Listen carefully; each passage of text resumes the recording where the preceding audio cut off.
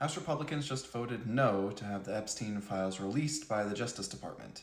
These are your daily tacks. Last night, Ro Khanna brought the amendment forth to the House Rules Committee. They voted 5 to 6 against adding this amendment to the procedural vote for the upcoming Genius Act.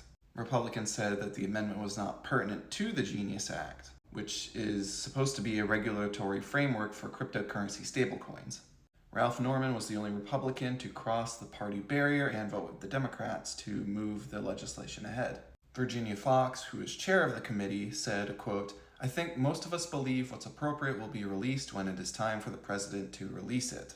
Which is ironic in today's world of omnibus bill packaging, especially considering that the big beautiful bill that's now signed into law is one of the chief examples of it.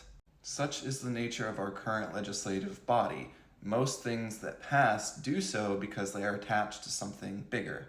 It's not close to unheard of that some measures that are added on to these bills are done so. This would be an example of the Democrats proving something to everyone's constituencies, because the release of the Epstein files is overwhelmingly popular.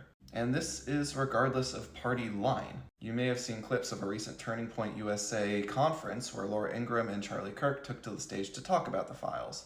Nearly unanimously, the right-wing audience rose and cheered when they asked if they should release them. Nearly all of them raised their hands when they asked if they should. If there is common ground to be had between the right and the left these days, it appears to be these files, which leads to a bigger question. Why weren't they approved?